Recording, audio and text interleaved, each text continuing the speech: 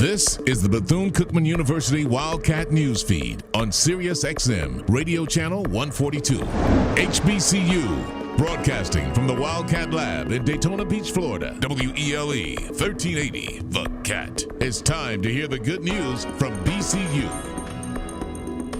Good afternoon and welcome to the BCU Wildcat Newsfeed, also known as #TalkTuesday.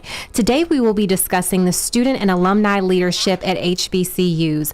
Our basis, you ask? Well, 2 weeks ago, the BCU Pre-Alumni Council traveled to Atlanta, Georgia with 18 students for this monumental occasion. Amongst the numerous highlights was Mr. Edward Tucker, BCU Pre-Alumni Advisor, who was awarded the Outstanding Young Alumni Award, and BCU Pre-Alumni Council President Jakari Harris, who won the President of the Year Award. Nia Johnson was also elected National Executive Secretary, and Shania Staton was also elected UNCF Business Card Design Winner of the Year.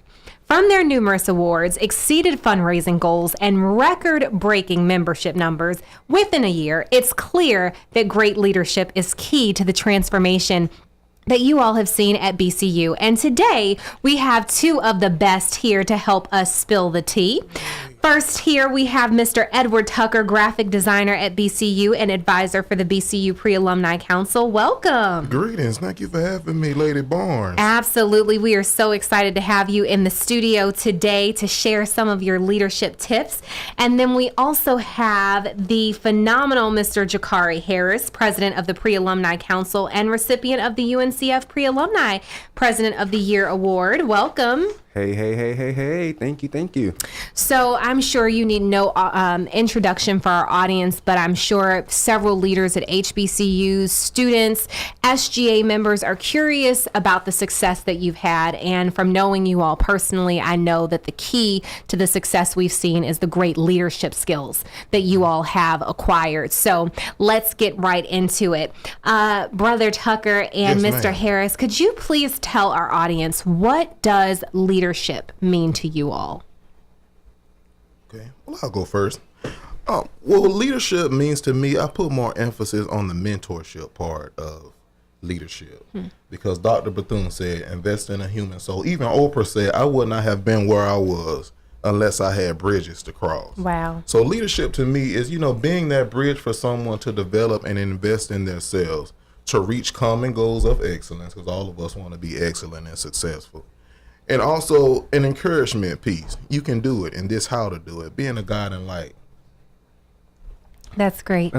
Leadership for me, of course, is owning yourself, knowing who you are and whose you are, but working together.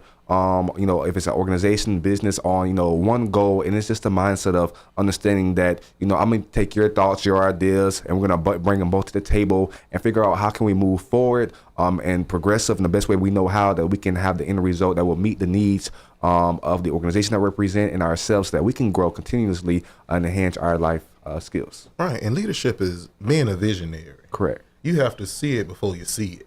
And I think a leader, the core base of a leader is to see the vision, know how to get to the vision, and guide individuals in accomplishing the goal.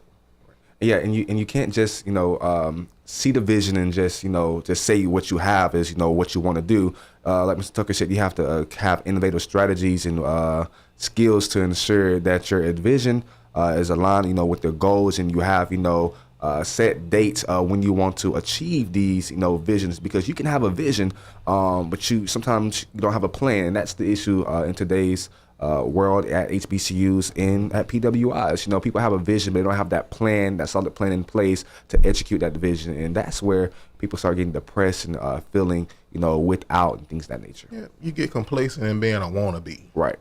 I want to do this. I want to accomplish this. But that's the difference between aspiring and wanting something. A whole lot of people want a whole lot of stuff, but to inspire and take up your leadership skills and actually getting it done. Correct. That's the beautiful part about leadership. And that comes with taking risk as well. Sure. Great risk, and that's just coming with research and understanding who you are, and just how far you've come over life, and understanding that what are the benefits of me taking this risk? What are the negatives of me taking this risk? Does my benefits outweigh my negatives, or my negatives outweigh my benefits? Just so Good. Now, I think a prerequisite that a lot of people don't talk about to leadership is great people skills and knowing how to navigate different personalities, different issues. So how have you all navigated that? And what are some tips you all can give for leading people? Because you can have a great vision and be great at executing, but be poor at mentoring someone or empowering someone to do it. I want to refer to what Mr. Harris just said, and knowing who's and who you are. You have to know who you are when leading people. And a part of the core in leading people is to know how you interact with people, and knowing that getting to the goal and getting something accomplished, that's the goal. But a goal within that is to get it done cohesively. So you have to know how you communicate with people, how you come off to, because with me personally, I'm one of those people, I like to get it done. And if you slow poking, I can come around the corner, hey, what are you doing? And that can offend people sometimes. But to know who you are, you have to say, okay, Ed, well, this is what I have to do. Ed, you might step on some toes. So think things out. You have to think, you have to process, you have to know who you are and how to take yourself to those different personalities, of which some people are receptive, some people might not be that receptive. But to strategize in how you can work together and knowing how they respond to things and how you get work done. And it's coming with understanding the vision as well and the purpose, because you can have people that want to come along with you and help you lead an organization, but they really don't understand your vision, and it's a matter of they're doing their own thing, and you have the vision and you try to inform them, and they're just stuck and confused. So it's guiding, it's leading, mentoring. As a freshman, I really didn't think I would be a student leader at Bethune-cookman University. That was not really on my mindset at the time as a freshman. And when I got involved in student government, I can honestly say that what I thought was best is what I thought was best. I didn't think I had to listen to everyone. I listened to their ideas, but at the end of the day, it was what I thought it was what I wanted to do. But as I progress on Chad Powell, former SGA president administration, I had to understand that it's about working together on one set goal and unifying and bringing our minds together. And me and Jakari was on that board together. Yes, and we worked. And a part of that is your experiences, like Mr. Harris said. To put yourself out there as a leader, you won't really know how to be receptive to certain situations unless you go through it. So starting early in leadership positions and noticing yourself and noticing how you lead, that builds up. Because I started my freshman year in fall of 2011, and the experiences that I had between fall of 2011 and graduating really shaped and molded me to be who I am today as a leader.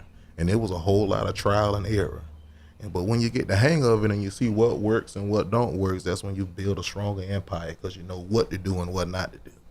And that's a perfect lead into our next question. Have you ever felt like you all have failed as leaders and wanted to give up? Failed at an event, failed at hitting a goal, and just been like, this is not for me? Yeah, sure enough. Can you give us an example? Can you talk to people who are in leadership positions and feel like their vision isn't being received and people aren't running with it? What do you say to them? Because I'm seeing you all at a point where you all are leaders and people are just running with the vision. Mm-hmm. So talk to us about that point before that, when people weren't receptive, when they didn't respect you as a leader, or they didn't catch the vision, or the vision didn't come through the way you expected it to. So at Bethune-cookman University, there are several different offices and a lot of organizations, and being known on campus and through a lot of offices, there can be some different battles, because you're dealing with this administrator, this faculty, this student, this organization. But I realize it's, like I said, it goes back to the vision, the plan, the goals, and the timeline. Because even if we have an event and it did not work out in the best way that we thought it would go, we go back and debrief and understand why it didn't work out, and then we'll have another event that's similar to that event, but on a bigger level, because we know what we messed up on that event. But it's all about knowing who you are, staying true to yourself, and every time, I go to bed, I can sleep at night. I feel comfortable, even if I did step on some toes. It's a matter of, let's get this job done, and how can we work together? So now the toes I did step on, now next time there's like, I do want to work with you because I do see your vision now, and I do see that you're serious about this, and it's not no playing joke. So I do want to get on board with you and help move the vision forward. Yeah, and a big piece of it also is, like when I mentioned earlier, seeing it before you're seeing it. And if you know you can see it, and if you know it's logical, you can achieve it. And that's when you apply consistency into reaching the goal, and understanding that there might be some failures, there might be some backward steps, but if you're consistent and you see the vision clear, like I know this can happen, it's just putting in the work of keep pushing forward. Even when you do fail, you pick yourself up again. A quote I like to always say, you fall 7 times, you get up at 8. Keep pushing toward the mark. We're probably about to go to the Bible right there. But it's true. And you're right. And applying that to leadership, because the Bible is full of leaders. Amen. So it's even in the world, you have to keep pressing. You have to understand there's going to be some hard times, but the reward is definitely at the end. I press towards the mark Amen. of the high calling. All right. Run up in his office. I know, we can take it to church. So knowing the journey of a great leader is key to understanding their success.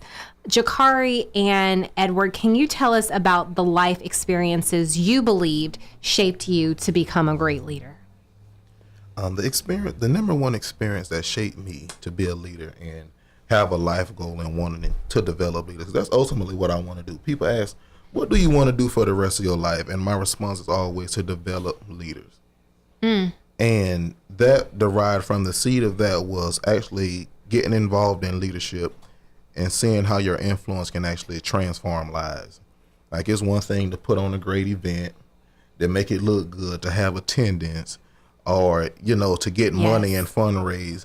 But when someone comes to you and say, I changed my life because of the things that you showed me that I'm capable of doing, that's put some fire under you to want to keep being a leader and keep being on the front line. Because some of us deserve just to be on the front line. Because some people have to learn, and some folks just don't got it. But a leader, you take up the responsibility in teaching and mentoring. And it's knowing your purpose in life and what are you here for? That's the question I always ask myself. So for me, I like to ensure that, the people that I'm surrounding myself around, the people who come to me, want to be under my wing, I always ask them, what is your purpose in life? What are you here to do? You can, have 10,000 dreams, 10,000 aspirations, and all that good stuff. But what is your design purpose? Why did God put you on this earth?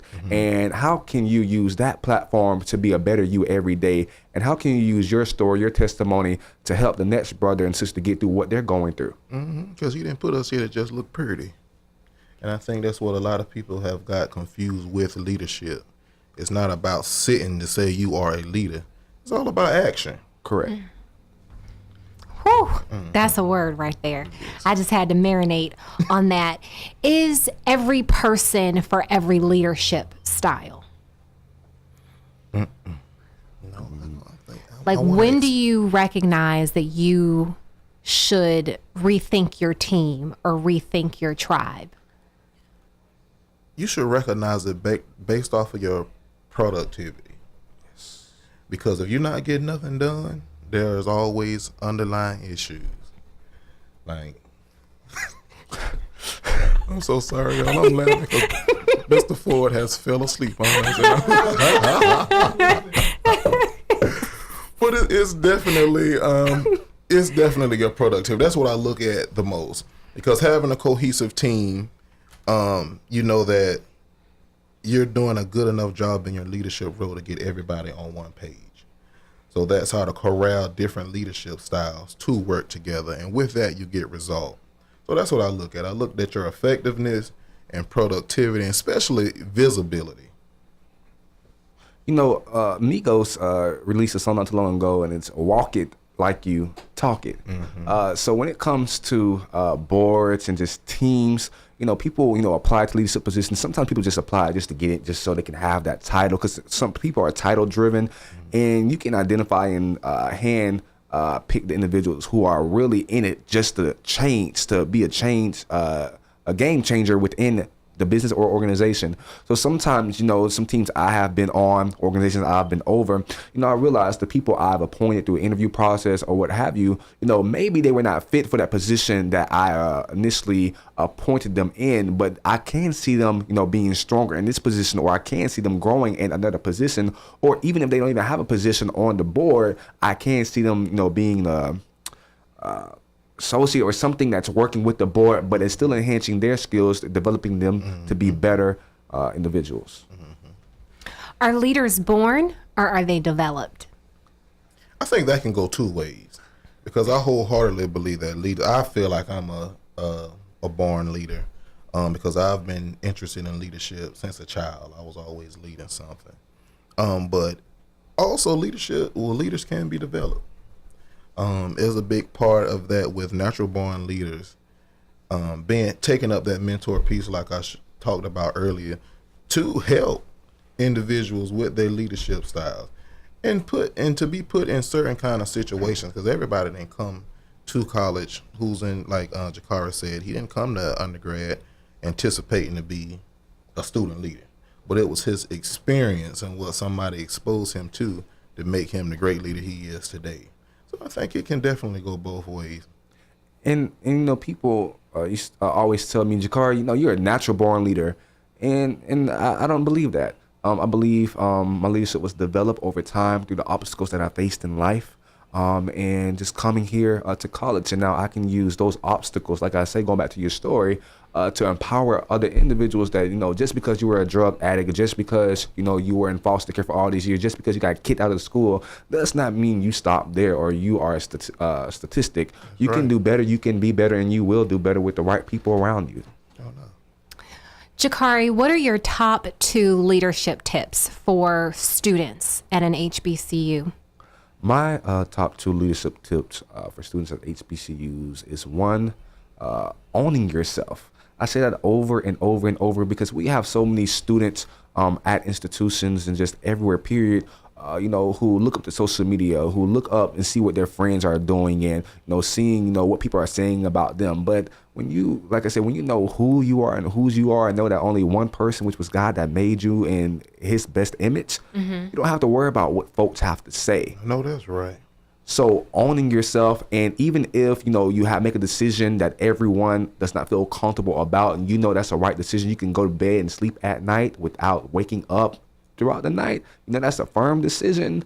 Allowing them to understand this is the reason why I made this decision, and this is going to be the end result, and take them along the process until you get to that result, so they can look back and say, I'm glad that you are my leader, and I can continue to work with you, and so we can both be led forward. So that's my first tip. My second tip is taking risk. I am a risk taker. Yes, However, I always try to look at, I'm a research-driven individual, so I always try to see exactly what are my pros, what are my cons, and even if there are some cons that, I'm just like, I'm not going to take this risk. Sometimes I say, you know what, Jakari, you're strong, you're bold, you're courageous. And even if you fail at it, it's okay, because why? I have another plan to move forward. So taking those risks and doing your research and understanding that, you just can't take any risk. You have to prepare for these risks just in case anything happens. So that's what my 2 things are. Wonderful. Now, Brother Tucker, for you, what are your top 2 leadership tips for becoming a great alumni? First is to lead with your heart. And definitely everyone who has graduated from Bethune-cookman University, our alma mater has a special place in our heart for what it has given us. The leadership styles and the education and us being able to join our respective organization, it was all in the heart of BCU. So number 1, always remember what Bethune-cookman has given to us, and how to reciprocate some kind of appreciation through service towards our university. So that's number 1. And the second one, I think it can go for alumni and student leaders. And Fran, we already talked about this. And it is to be rather than to seem. Yes. We are in a generation where you can take a nice Instagram picture in your suit and you drop your title of whatever you are doing, And people say you are the best. You doing a doggone thing. What's on the inside of you? Yes. What are you really doing? Exactly. So you have to walk the walk. You have to be everything you set out to do. You have to put action and effectiveness in some kind of way. Touching Bethune-cookman, I don't care if you're touching one student or your alumni chapter. With students, it's not all about just holding positions and doing the bare minimum. When you want excellence and you want to reach the goal of being the best you want to be and represent the best way you can, you be that. Yeah. Understand what you are. One of my favorite quotes is, you have to learn how to serve before you can lead. Yes. And Edward, you served with your peers, and now you are leading a lot of the same people that you served with. What has that transition been like to be someone, a peer, and now a leader or someone that's guiding them? That transition has been the most enjoyable part of my job. Wow. Because even as a student, and students recognize certain things, and it's always, if I was in this position, or if I was the advisor, or if I had any kind of say so, we know how it would go and that it would be successful. But we always, on the other side, from the advisor standpoint, on the faculty staff, we can't comprehend or really translate what they're trying to say and the vision they have, because it's two different worlds. So I won't sound kind of thuggish, but I was about that life. Go ahead. In undergrad, so I knew the ins and outs, and I was very experienced in leadership at Bethune in undergrad. So when I graduated, I understood, especially with pre-alumni, what will work, what won't work, what needed to be implicated to make the organization more successful, and what position the student leaders, as far as the e-board, needed to be in pre-alumni to make them successful. So it was knowing the way and positioning them so they can be their best self. Okay. Jakari, what was it like learning to lead under someone who was a previous peer of yours? I'm interested in the dynamic between you all. This is amazing. Working with Mr. Tucker in SGA, it was amazing because I actually understood. I was like, this man, he is so much of a legacy person, and I really didn't understand why, they were so on to the legacy, like, good, I'm tired of it. But I actually got a full understanding of the history of our great founder, Dr. Mary McLeod Bethune, and the reason why her legacy was very important. And, live legendary is just, you got to live it. You got to live that thing. And it's just amazing. So working with Mr. Tucker is amazing. And he guides and leads us in the right direction. And the best thing I like about him is the fact that, when we have a vision or we have an event that we like to do, and though it can, sometimes be outrageous and sound like big and maybe, bigger than the budget we do have, he doesn't just eliminate the event. He finds innovative ways to say, you know what, we may not can do it the way you originally wanted to do it. However, I have another good way, which will still bring out the audience you want, will still make the impact you want, and you will still like the event. And we have some type of system. We work together, and it's amazing. It is. Thank you, brother. Yeah, that's all right. Now, I'm going to ask Jakari this question as someone who has sat under your leadership, because I'm curious as to the vantage point he has. Have you ever questioned Mr. Tucker's decision or guidance on something and went with it out of respect, disagreed with it, but once it was over, understood why he led you all in that direction? No, I can't remember a time I've done that, because we work so well, and it's like, we have Miss Belts, who's like our financial advisor, and it's like, after working together, on electoral commission, on student government, it's just like we know each other, and it's like now it's like we're just really coming together. So it's like really, really coming together. It's amazing. I don't know how to explain it. It's just it all falls in place. It all falls into place. Kudos. And even if we don't think something won't work out, we always figure out a way for it to work out, and always keep each other encouraged. So it will work out. It will happen. Yeah, because one thing is that's a couple taglines in PAC is bigger, better, different. Yes. I give credit to Dr. Earl Burney for that, because that is what he instilled in Dr. me Burney? in undergrad. Light bulb. Light bulb. It's not about just do it to do it. If you do something next time, bigger, better, different, and that definitely grows your success. Yes. And the next is what I always tell PAC is to hit them with it. Yes. If you're going to come, you better come strong and pull out all your tricks and cats out the bag. So when whatever it is, when someone sees it, it's a success right off rip. So it's preparation is a big part of PAC success because it's never off the whim. Right. And we don't do stuff just to say we did it. Correct. Were your leadership skills always recognized? And if not, what was the turning point? No, they were not. However, over time, they really became recognized, even recognized to myself, because, I did not know I would be the man that I am today and the leader that I am today. And I don't even really consider myself, as a title leader. I'm me. Mm-hmm. I am here doing the work of the Lord, working in my purpose. And, whatever he has planned for me is what he has planned for me. I am here. That's just me. Mm-hmm.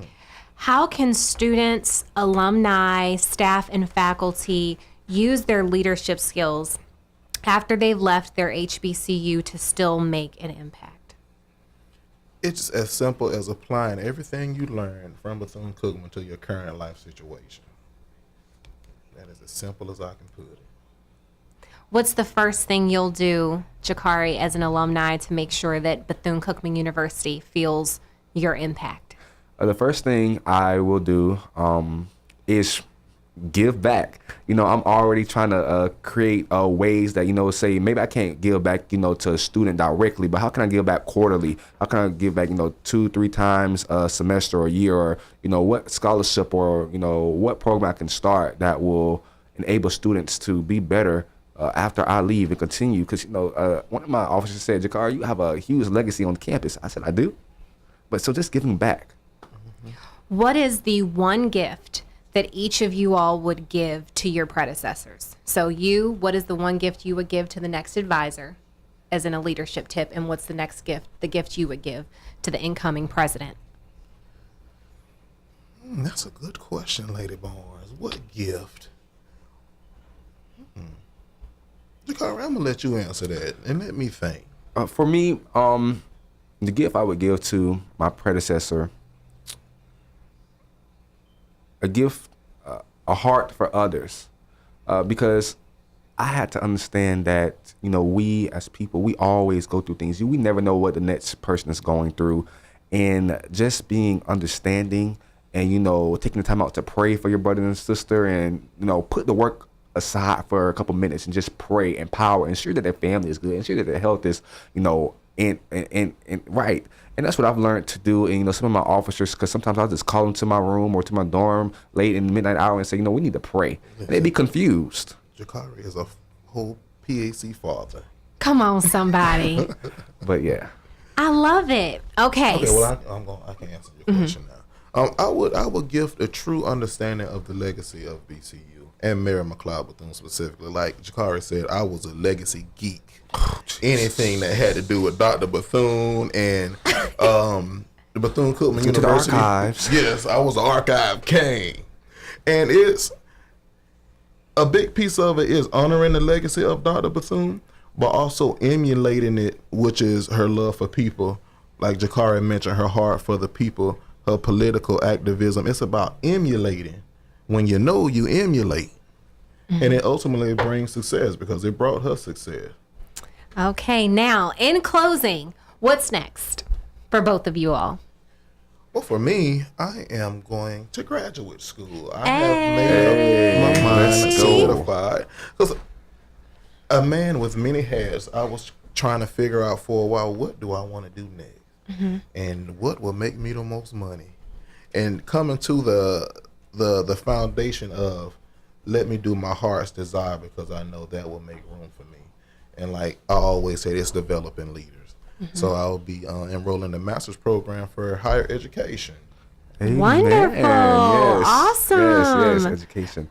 Well, for me, moving to Los Angeles, California, I'm very excited. I have some job offers over there. That's it. And I am working with book publishers because I'm releasing this book, and I'm just doing some great things. I'm so excited that the world can see Yes. You know, the story behind Jakari Harris and all that great stuff. So Hit them with it. I'm Hit 'em with excited it. to Yes, sir. get the book and to see you receive your acceptance letters and everything It's of gonna that be great. nature. But thank you so much, Mr. Harris and Thank you, Mr. thank you. Tucker, for stopping by the studio to share your leadership tips and insight with us. You have heard it here first on the Wildcat Newsfeed, also known as hashtag BCU Talk Tuesday.